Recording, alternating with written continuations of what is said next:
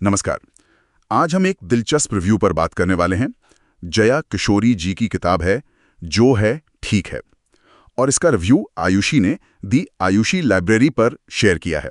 ये टाइटल ही मतलब अपने आप में बहुत कुछ कहता है ना। हाँ बिल्कुल, जो है ठीक है सुनने में सरल लगता है पर शायद गहरा है। सही।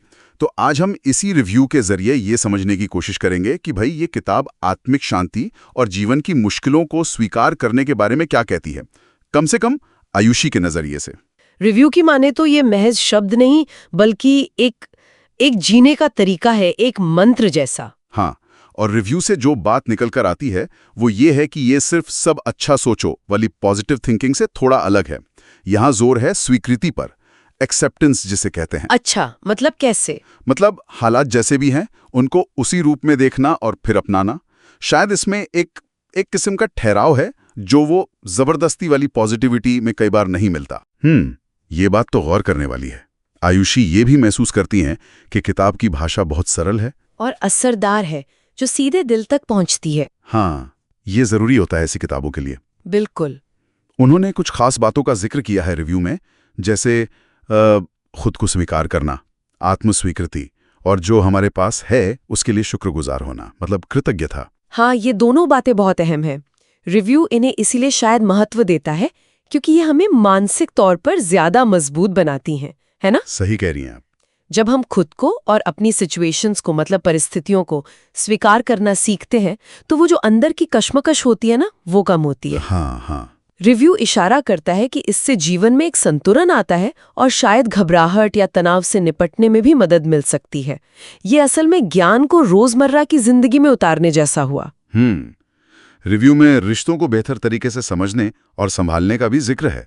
ये भी एक अहम पहलू है। बिल्कुल, रिश्ते तो जीवन का अहम हिस्सा है। और साथ ही जीवन में आध्यात्म और एक पॉजिटिव नजरिए को कैसे इस्तेमाल किया जाए, इस पर भी बात की गई है। रिव्यू पढ़कर ऐसा लगता है कि किताब में शायद छोटे छोटे अध्याय हैं। हाँ, लगता तो यही है, और वो शायद असल जिंदगी के अनुभवों से कुछ सिखाते हैं।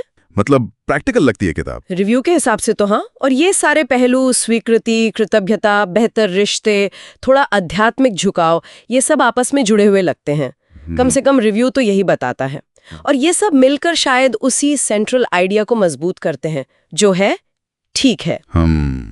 आयुषी इसे सिर्फ एक किताब नहीं मानती, वो इसे एक गाइड या एक दोस्त की तरह देखती हैं। अच्छा, एक दोस्त। हाँ, एक ऐसा दोस्त जो मुश्किल वक्त में शायद ये कहता है सब ठीक है, और अगर नहीं भी है तो भी ठीक हो जाएगा। ये अपने आप में एक बड़ी राहत देने वाली बात लगती है, एक तरह का मानसिक सहारा। हाँ, ये बहुत बड़ी बात है। बिल्कुल। तो अगर हम रिव्यू के आईने से देखें तो ये किताब जीवन की धूप छांव को अपनाने का रास्ता सुझाती है। खुद से और हालातों से शिकायतें कम करने और एक शांत संतुलित मन की ओर बढ़ने का तरीका बताती है। सही कहा, ये वाकई हमें सोचने पे मजबूर करता है। हाँ, और यही एक सवाल मेरे मन में भी आता है जो शायद सोचने लायक है। क्या? कि अगर हम रोजमर्रा की जो अनचाही परेशानियां आती हैं या चुनौतियां आती हैं, उनका सामना करते हुए सच में ये जो है ठीक है वाले नजरिए को अपना सकें, तो क्या हमारी पहली प्रतिक्रिया बदल सकती है? वो जो इंस्टिंक्टिव रिएक्शन होता है, शायद हाँ।